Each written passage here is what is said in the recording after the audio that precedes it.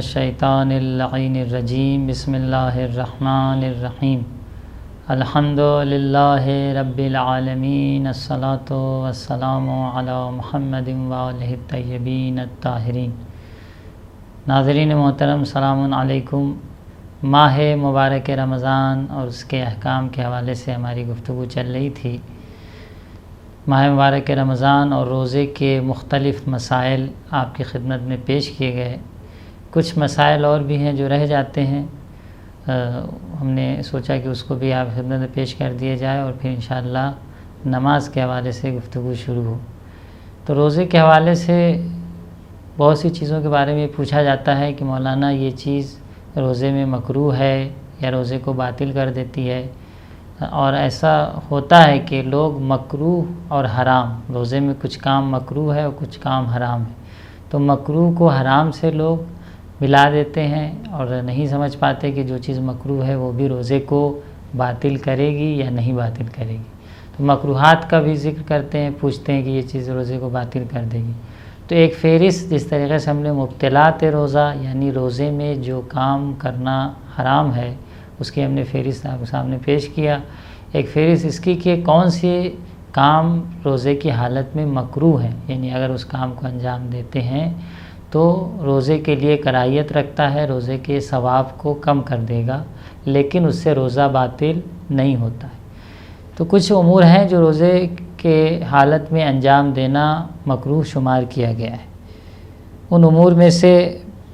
پہلی چیز ہے روزے میں پورے سر کو پانی میں ڈبانا۔ یہ تو یہ آیت اللہ سستانی کے ہیں، بعض مجتہدین بلکہ مشہور فقہا یہ کہتے ہیں کہ روزے کی حالت میں سر کو ڈبانا روزے کو باطل کر دیتا ہے، لیکن آیت اللہ سستانی حفظہ اللہ کا جو نظریہ ہے روزے کے میں سر ڈبانے کے بارے میں، تو وہ یہ کہتے ہیں کہ نہیں، روزہ باطل نہیں ہوگا، لیکن یہ کام اشد کراہت رکھتا ہے، یعنی سخت کراہیت رکھتا ہے۔ کراہیت میں بھی مرحلہ ہے، ایک چیز نارمل مکروہ ہے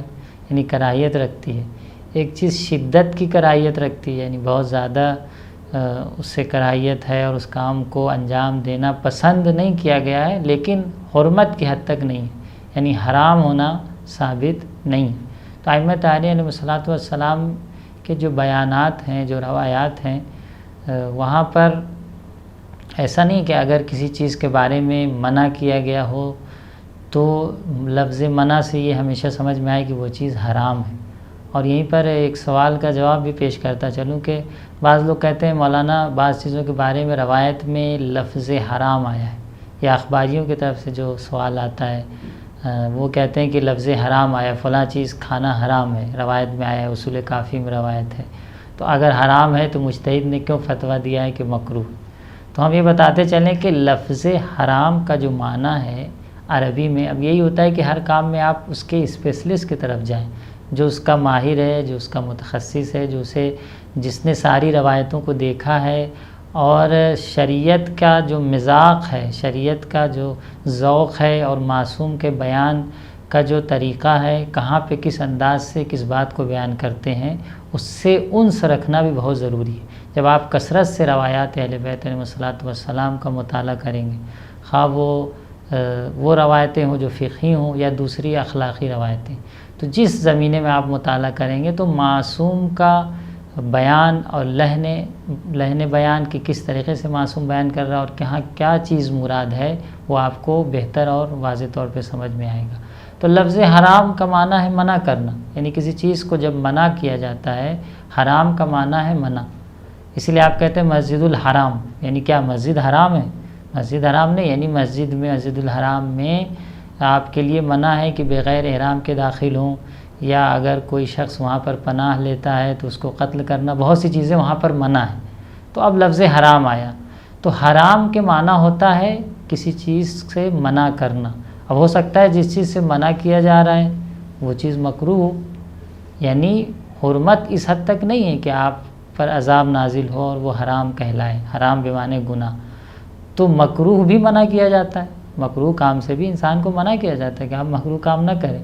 یہ اور بات ہے کہ گناہ اس معنی میں کہ عذاب ہو اس پر، یا عذاب کا وعدہ دیا گیا ہو، یا ایسا لہن بیان ہو روایت میں سختی طور پہ منع کیا ہو جس سے حرمت سمجھ میں آئے، معنی گناہ اور معصیت تو وہ چیز کراہیت میں نہیں ہوتی، لیکن منع تو وہ بھی منع ہے۔ تو اگر کہیں لفظ حرام آیا تو ضروری نہیں کہ ہم اس سے حرام ہی سمجھیں، بلکہ ہمیں لحن معصوم اور دوسری جو روایتیں ہیں اور بہت سی چیزوں کو، اسے کہتے ہیں نا کہ ہر فن میں آپ ماہر افراد کی طرف رجوع کریں۔ تو مجتہد وہ ہے جو اس فن کا ماہر ہے، اس نے سالہا اپنی عمر کو 30 سال 40 سال ائمہ طاہرین علیہ الصلوۃ والسلام کے اقوال کو، فقہی یا اخلاقی یا مختلف روایتوں کو اس نے بررسی کیا ہے، اور یہ سب دیکھنے کے بعد معصوم کے انداز بیان کو اور نحوے اور کس طریقے سے معصوم بات کو پیش کرتے ہیں اور کہاں پر کیا ان کا سبق و سباق ہوتا ہے، یہ سب چیزوں کو مجتہد کو مد نظر رکھنی پڑتی ہے۔ اب جو شخص آشنا نہیں ہے، تھوڑی بہت چیزیں سنا ہے، تو وہ ممکن ہے بعض چیزوں پر اعتراض کرے۔ تو مکروہ کا معنی یہ ہے کہ جو چیز پسندیدہ نہیں، یعنی مکروہ بھی منع ہے، لیکن اب اس حد تک منع نہیں کہ وہ گناہ کہلائے۔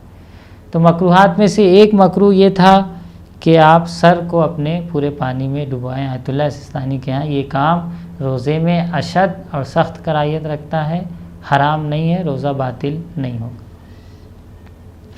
دوسری چیز جو روزے کو باطل تو نہیں، جو روزے میں مکروہ ہے، وہ آنکھ میں دوا ڈالنا، سرما لگانا، یہ تمام چیزیں روزے میں بھی مکروہ ہیں، باطل نہیں ہے۔ لوگ پوچھتے ہیں مولانا آنکھ میں اگر ہم دوا ڈالتے ہیں یا سرما لگاتے ہیں، کاجل لگاتے ہیں، تو کیا یہ روزہ باطل کر دے گا؟ روزہ باطل نہیں کر دے گا، لیکن مکروہات میں سے یہ کام آپ کے روزے کے ثواب کو یقیناً کم کر دے گا۔ تیسری چیز جو روزے مکروہ ہے، ہر وہ کام انجام دینا جو انسان کے لیے کمزوری کا باعث ہو۔ وہ واضح بات ہے، آپ روزہ رکھ رہے ہیں اور اس میں اگر ایسا کام کرتے ہیں کہ جس سے آپ کو کمزوری لاحق ہوتی ہے، تو آئندہ روزہ رکھنے میں ممکن ہے آپ کے لیے دقت پیش آئے۔ تو اسلام ہر وہ کام سے جو آپ کے لیے باعث کمزوری ہے، وہ اس کام سے منع کرتی ہے۔ مثلا اگر آپ خون بھی نکلوا رہے ہیں، جیسا ہم نے عرض کیا تھا کہ اگر آپ خون ڈونیشن کر رہے ہیں تو قاعدتاً ایک کمزوری لاحق ہوگی، ٹھیک ہے۔ اگر ضرورت ہے تو الگ بات ہے، مکروہ اسی لیے مکروہ حرام نہیں کہ آپ اس کو انجام دے سکتے ہیں، لیکن پسندیدہ نہیں ہے، آپ کے ثواب اور اجر کو وہ مکروہ کام کم کر دے گا۔ چوتھی چیز،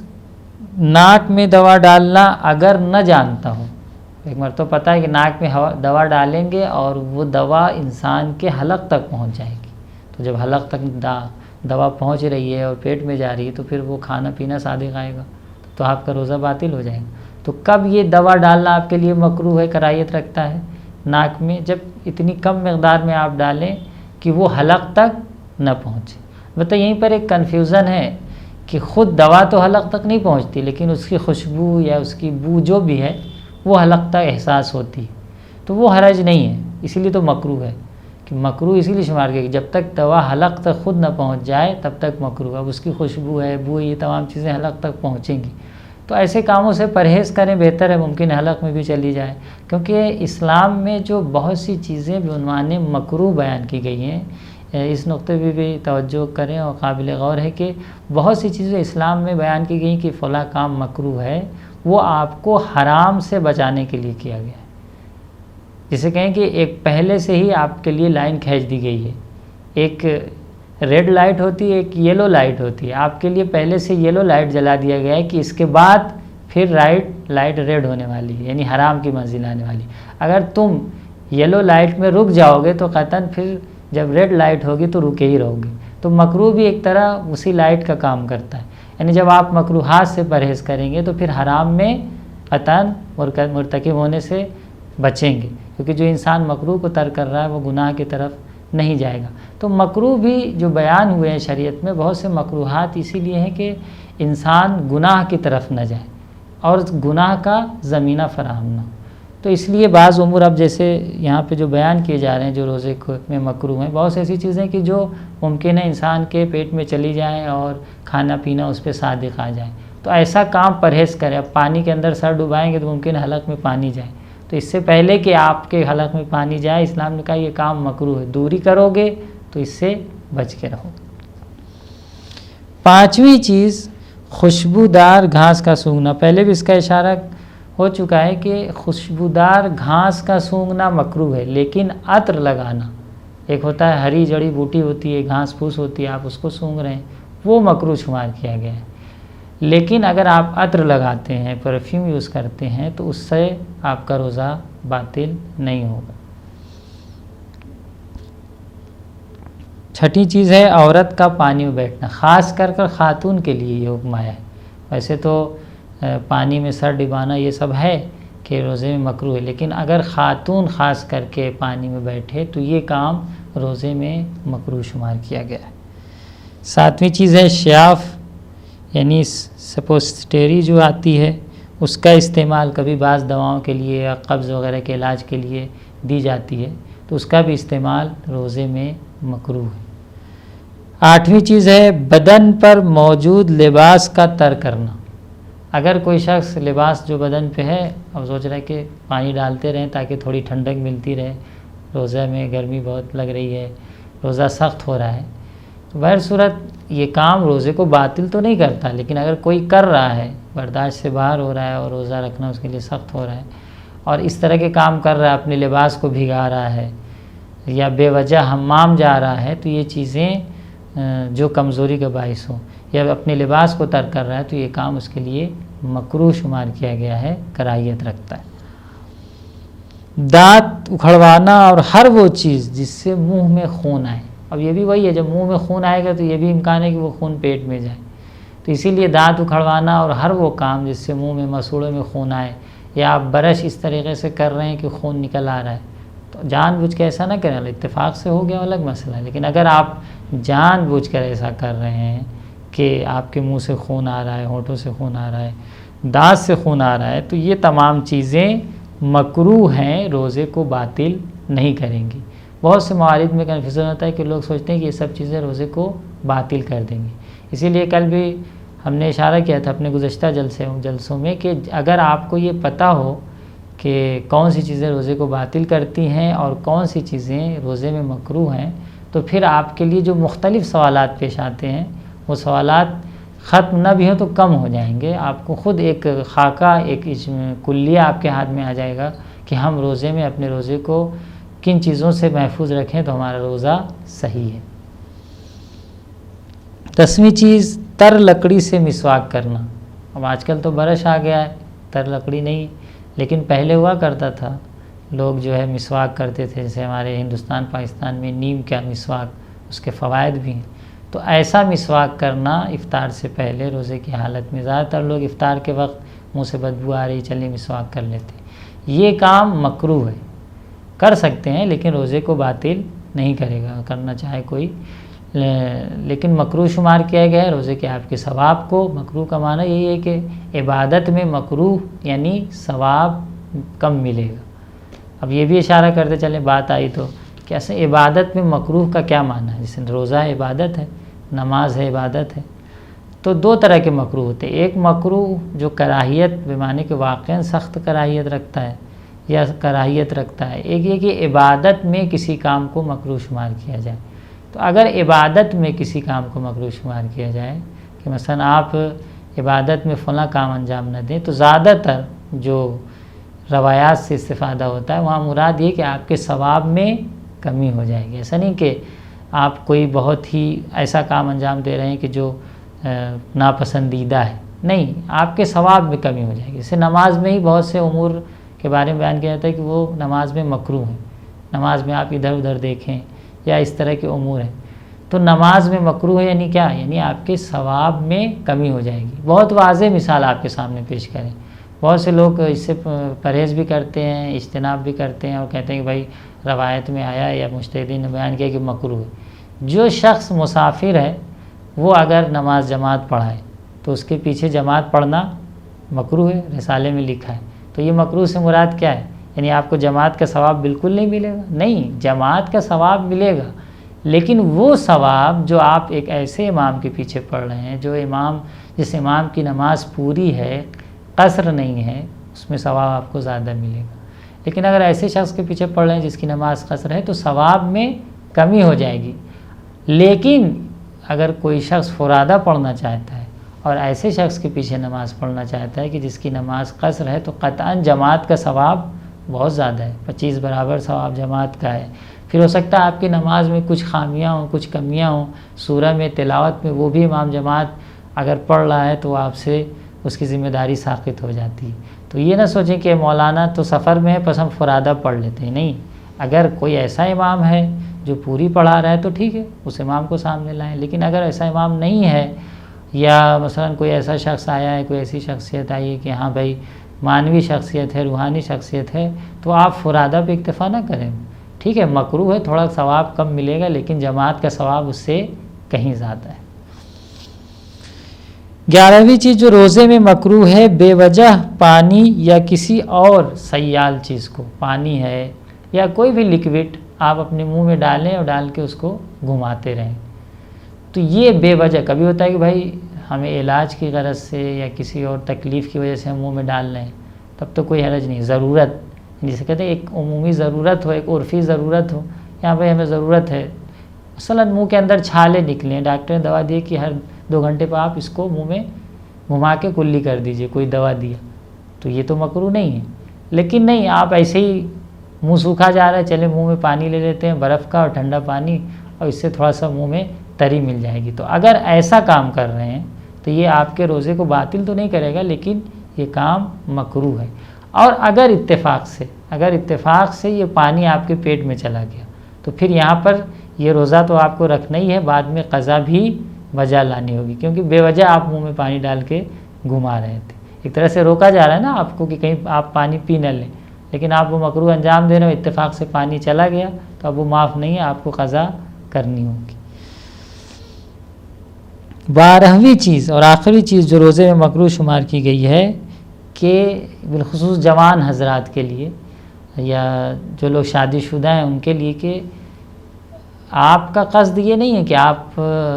زوجہ کے ساتھ ہم بستری کریں یا اپنی منی خارج کریں، لیکن آپ جسے کہتے ہیں کہ اوپری چھیڑ چھاڑ زوجہ کے ساتھ یا ایسا کوئی گفتگو، ایسی باتیں آپ کرتے ہیں، تو یہ کام بھی شریعت نے مکروہ شمار کیا گیا، کیونکہ آپ کو کا کوئی ارادہ نہیں ہے کہ آپ جو اپنی منی خارج کریں گے یا کوئی ایسا کام کریں گے جو روزے کو باطل کرتا ہے، لیکن اگر آپ اپنی شہوت کو بھڑکاتے ہیں گفتگو کے ذریعے، کسی اور کام کے ذریعے، حلال یا حرام جو بھی ہو، تو یہ کام بھی روزے میں مکروہ شمار کیا گیا، یہ بھی ایک طرح سے حرام سے بچانے کا ذریعہ ہے کہ ممکن ہے آپ حرام میں پہنچ جائیں اور آپ کا روزہ بھی باطل ہو جائے، اس لیے شریعت نے پہلے ہی سے جسے کہیں کہ یلو لائٹ جلا دیا ہے کہ آپ اس کام سے پرہیز کریں، یہ بھی روزے میں مکروہ شمار کیا گیا ہے۔ اب کچھ سوالات اور ہیں روزے سے متعلق، کیونکہ آج ہمارے روزے کے حوالے سے آخری گفتگو ہے، اور انشاءاللہ پھر ہم نماز اور دین کے جو اہم مسائل ہیں، جو مبتلا بے ہیں، جو لوگوں کو پیش آتے رہتے ہیں، کیونکہ بہت سے مسائل ہیں جو لوگوں کے ذہن میں کبھی کبھار الجھن بنے ہوتے ہیں کہ کیوں پوچھیں، کیسے پوچھیں، ہر شخص جواب نہیں دے سکتا یا پوچھ نہیں سکتے، ایسے مسائل ہیں کہ شرم آتی ہے پوچھتے ہوئے، تو یہ ایک اچھا موقع ہے سوشل میڈیا کے آدمی اس کے ذریعے سے اپنے دینی مسائل کو بیان کر سکتا ہے، اور لوگ بھی بغیر یہ کہ انہیں پتہ ہو کہ ہاں بھائی کسی سے پوچھ رہے ہیں یا ایسا احساس ہو، شرمندگی احساس ہو، یہاں سے اپنی دینی چیزوں کو حاصل کر سکتے ہیں۔ تو انشاءاللہ ہماری یہ گفتگو جاری اور ساری رہے گی۔ کچھ سوالات اور ہیں روزے کے حوالے سے، وہ آپ کی خدمت میں پیش کرتے ہیں کہ اگر کوئی شخص افطار کر کے ہوائی جہاز سے سفر کر کے ایسی جگہ پہنچے جہاں ابھی افطار کا وقت نہیں ہوا ہے، افطار کیا اور پلین سے، تو بہت مبتلا بے ہے کہ آپ نے افطار کیا اور اس کے بعد سفر کیے اور پہنچے ایسی جگہ جہاں ابھی افطار کا وقت نہیں ہوا ہے یا آدھے 1 گھنٹے بعد ہوگا، تو اب ہم کیا کریں؟ ہم تو وہاں روزہ افطار کر کے آئے تھے اور یہاں کا روزہ ابھی ختم ہی نہیں ہوا ہے، تو ہمیں کیا کرنا چاہیے؟ کیا ہم بھی رکے رہیں؟ کیونکہ وہاں کے اعتبار سے تو ابھی افطار کا وقت نہیں ہوا، اپنے اعتبار سے ہم نے افطار کر لیا تھا، وقت پورا ہو گیا،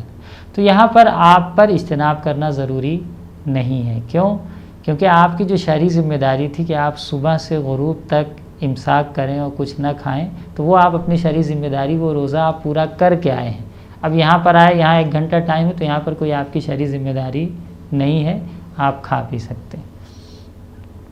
ایک سوال اور یہ ہے اسی حوالے سے کہ اگر کوئی شخص ماہ رمضان میں زوال کے بعد سفر کر کے ایسے شہر میں پہنچے جہاں ابھی زوال نہیں ہوا ہے،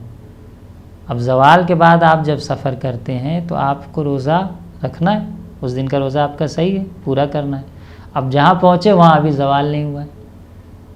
تو تو اب جب جہاں پہنچے وہاں زوال نہیں ہوا تو وہاں ہم کیا کریں؟ اب اس روزے کو پورا کریں یا نہیں روزے کو کھا سکتے ہیں؟ تو دیکھیں کیونکہ آپ سفر کر کے پہنچے ہیں اور آپ کو روزہ پورا ہی کرنا تھا، وہاں پہنچے تو قطعاً وہاں بھی آپ نے کچھ کھایا پیا نہیں ہے، تو وہاں پر جا کے آپ کو اپنا روزہ رکھنا ہوگا، بعد میں اس کی قضا بھی آپ پر ضروری نہیں ہے، کیونکہ جب آپ زوال کے بعد یہاں سے نکلے تو روزے کو رکھ کے نکلیں، اور وہاں پہنچے تو آپ نے کچھ کھایا پیا نہیں تھا، زوال سے پہلے تھا، تو جب وہاں آپ پہنچ گئے زوال سے پہلے تو اس دن کو آپ کامل کریں گے، پورا کریں گے، آپ کا روزہ کیا ہے؟ صحیح۔ چوتھا سوال اسی حوالے سے یہ ہے کہ اگر کوئی شخص روزے کی نیت کر کے ایسی جگہ پہنچے جہاں ابھی سحری کا وقت نہیں ہوا ہے تو کچھ کھا پی سکتا ہے؟ یعنی اپنے وطن میں نیت کیا، اذان ہوئی، نیت کیا، اس کے بعد سفر کیا تو وہاں پہنچا جہاں پہ ابھی سحری ہوئی نہیں ہے، ابھی تو اذان کا وقت نہیں ہوا۔ یہ سب مبتلا بے آج کے جدید مسائل ہیں۔ اب وہ لوگ جو کہتے ہیں کہ ہم گزشتہ علماء کی تقلید کرتے ہیں، تو اب جب جدید مسائل پیش آئیں گے تو آپ کیا کریں گے؟ اسی لیے ہر زمانے میں ایک جدید مجتہد ہونا چاہیے جو حادث مسائل، جو زمانہ گزر رہا ہے، زمانے کے تقاضوں کو سمجھتے ہوئے اپنے فتوے کو اپنے اعتبار سے حکم شریعت کو بیان کر سکے۔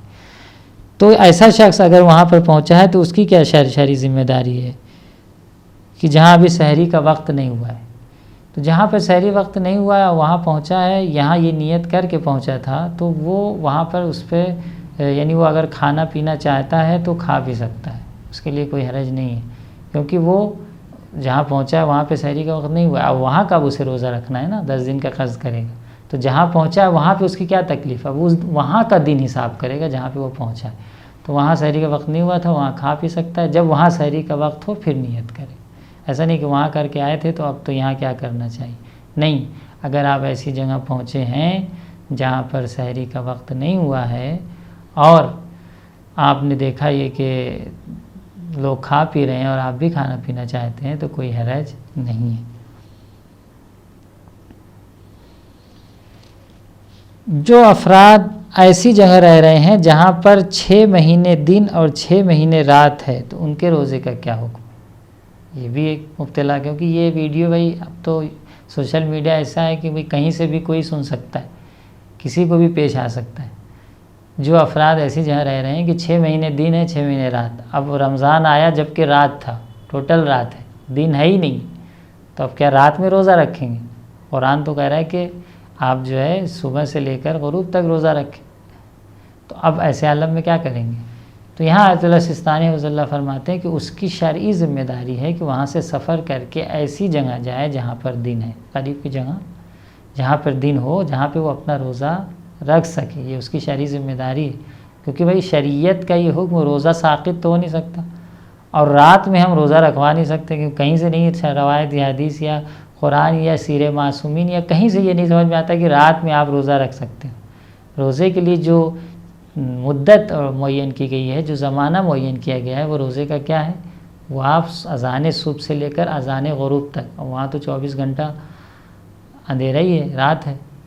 تو اب وہاں پہ کیا کریں؟ تو روزے کے بنسبت انشاءاللہ نماز کے حوالے سے اس کی ایک الگ گفتگو ہوگی، نماز کے لیے کیا کریں، لیکن روزے کے لیے آیت اللہ سستانی رضی اللہ فرماتے ہیں کہ بنا پر احتیاط واجب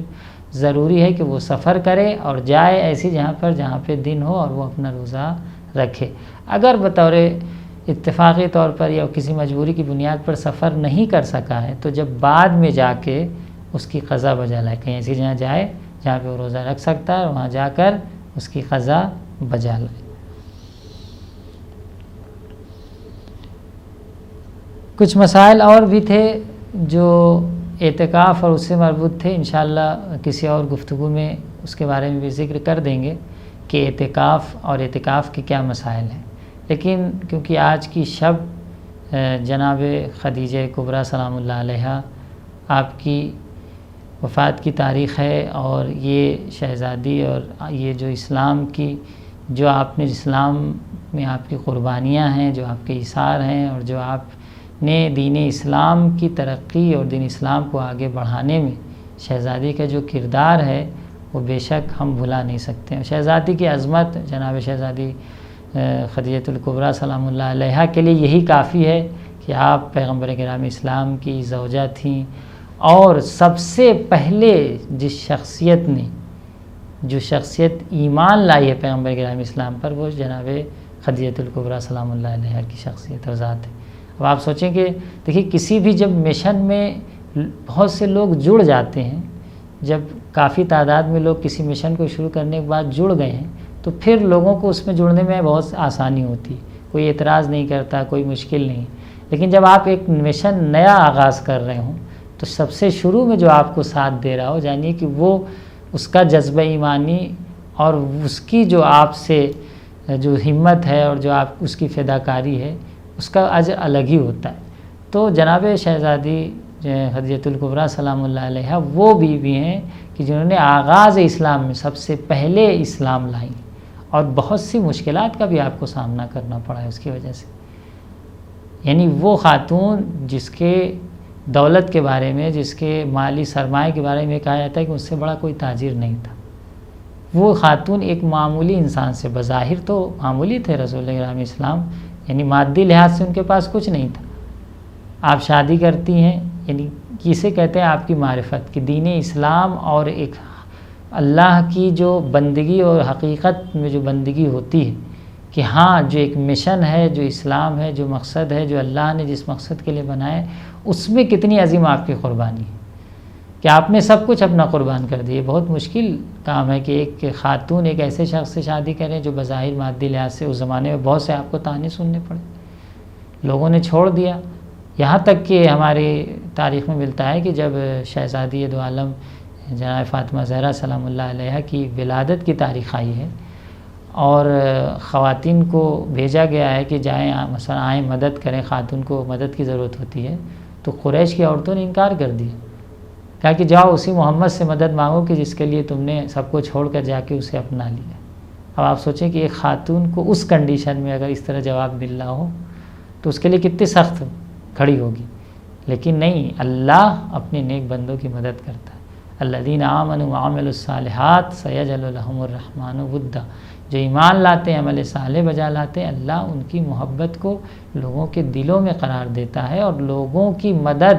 اور خدا کی مدد اس کے شامل حال ہوتی ہے۔ انکار کر دیا، لیکن انکار کے بعد پھر کون آیا آپ کی خدمت میں؟ جناب سارہ، جناب مریم، جناب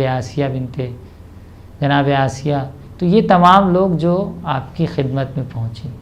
تو اگر قربانی کوئی دے رہا ہے تو اللہ اس کا اجر بھی دیتا ہے۔ یا شیب ابی طالب میں جو پہرا تھا 3 سال تمام مسلمین کو ایک پہرے میں جسے کہیں رکھا گیا، ایک لاک ڈاؤن میں رکھا گیا، تو یہ کتنی سخت منزل تھی۔ وہ بھی ایسا نہیں تھا کہ کھانے پینے کی چیزیں فراہم، بمشکل فراہم ہوتی تھی۔ یہی جناب خدیجہ، ان کے چچا، ان کے بھائی، یہ لوگ آ کے مالی مدد کرتے تھے۔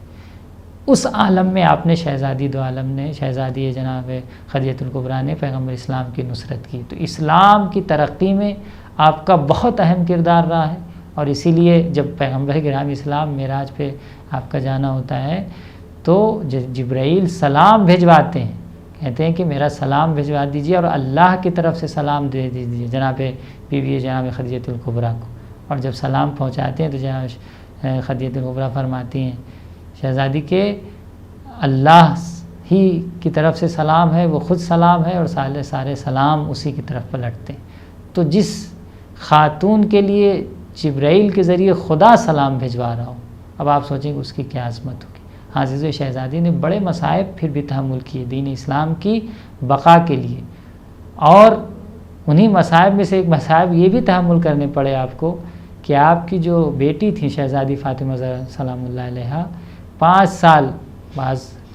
نقل کے مطابق جب آپ کے وفات ہوئی تو آپ کی عمر 5 سال تھی، اور آخری ٹائم میں آپ شہزادی کے لیے رو رہی تھی۔ تو عزیزوں، خیر اللہ اپنے نیک بندوں کا امتحان لیتا ہے، نیک بندے جب اللہ کی راہ میں، اس کی دین کی راہ میں جب اپنا قدم اٹھاتے ہیں تو کامیابی، عزت، سربلندی اللہ سب انہیں نصیب کرتا ہے۔ آج کی شب شہزادی خدیجہ الکبریٰ سلام اللہ علیہا کی وفات کی شب ہے۔ پروردگار سے ہم دعا کرتے ہیں کہ پروردگار عالم ہماری خواتین کو، ایسی خواتین شہزادی خدیجہ الکبریٰ اور ان کی بیٹی شہزادی فاطمہ زہرا سلام اللہ علیہا، اور جو خواتین اسلام کے آئیڈیل ہیں ان کے کردار پر چلنے کی توفیق نصیب فرما۔